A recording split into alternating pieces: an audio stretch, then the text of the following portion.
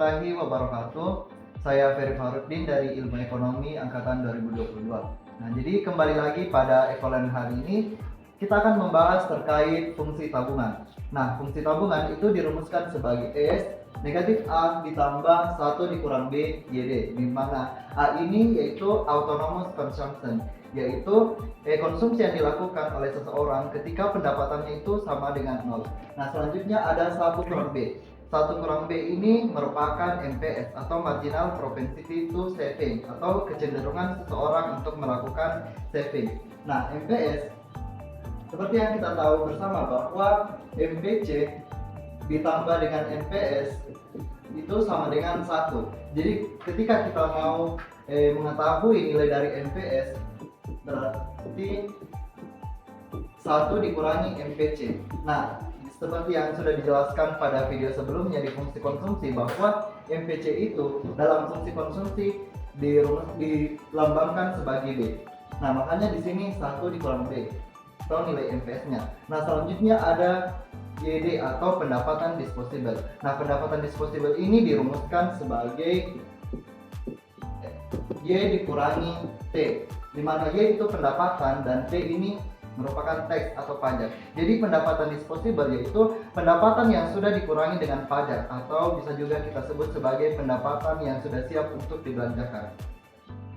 Nah, kemudian kita masuk ke contoh soal yang pertama, yaitu fungsi konsumsi seseorang itu C sama dengan 700.000 ditambah 0,4 Y. Kemudian besarnya konsumsi sebesar Rp2.500.000. Nah, yang ditanyakan itu berapa besar tabungannya. Cara menjawabnya yaitu rumus fungsi konsumsi kan itu C sama dengan A ditambah B Y D. Jadi kita tinggal masukkan nilai-nilai yang tertera pada soalnya. Nah, di soal itu diketahui bahwa C itu sama dengan 700.000 ditambah 0,4 Y. Nah, kemudian besar konsumsinya itu sebesar Rp2.500.000. Jadi dari sini kita tinggal substitusi nilai-nilainya ke dalam rumus tersebut. Mana C itu kan sebesar Rp2.500.000. Kemudian nilai A autonomous consumption-nya itu sebesar Rp700.000. Ditambah MPC-nya itu sebesar 0,4. Pendapatan disposable. Nah, dari sini kita alihkan nilai Rp700.000 ini ke sebelah kiri. Jadi yang awalnya positif itu menjadi negatif, dikurang Rp700.000 itu sama dengan 0,4 YD. Nah, 2.500.000 dikurangi 700.000 itu sebesar 1.800.000 ya. 1.800.000. Ya. Itu sama dengan 0,4 YD. Nah, dari sini 1.800.000 itu nilai 0,4 itu dipindahkan ke sini menjadi pembagi. Jadi 1.800.000 dibagi 0,4 Y. Oke, 1.800.000 dibagi 4.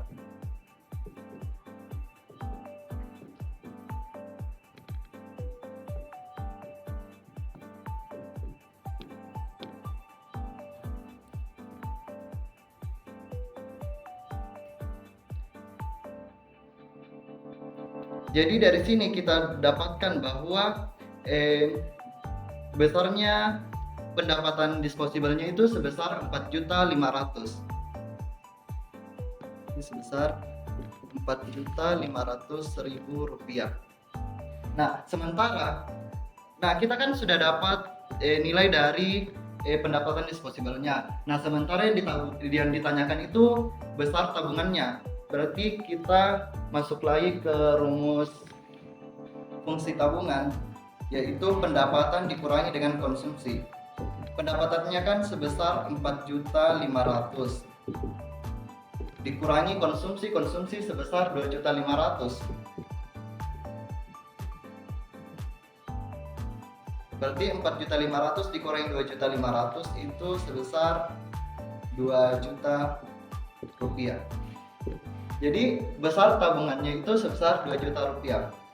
Kemudian kita masuk ke soal yang kedua. Nah, di sini penghasilan Pak Andi dalam sebulan itu sebesar 3 juta rupiah. Dengan fungsi konsumsinya itu sama dengan C 1 juta rupiah ditambah 0,5 Y. Nah, tentukan jumlah tabungan Pak Andi. Sama seperti soal sebelumnya, tuliskan dulu apa yang diketahui. Jadi penghasilannya atau YD-nya itu sebesar 3 juta rupiah. Fungsi konsumsi atau C itu sebesar 1 juta ditambah 0,5 Y. YD. Dari sini kita langsung saja 1 juta ditambah 0,5, kita substitusi nilai YD ini menjadi 3 juta rupiah. Kalikan dengan 3 juta rupiah. Oke. 1 juta. 0,5 dikali 3 juta.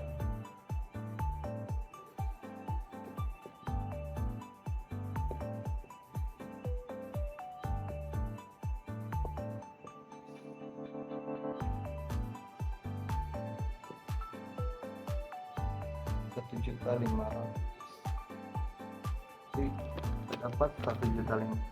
Kita dapat nilai 0,5 dikalikan 3 juta itu sebesar 1.500.000. Nah, dari sini kita dapat nilai konsumsinya itu 1 juta ditambah 1.500.000 itu sebesar 2.500.000 rupiah.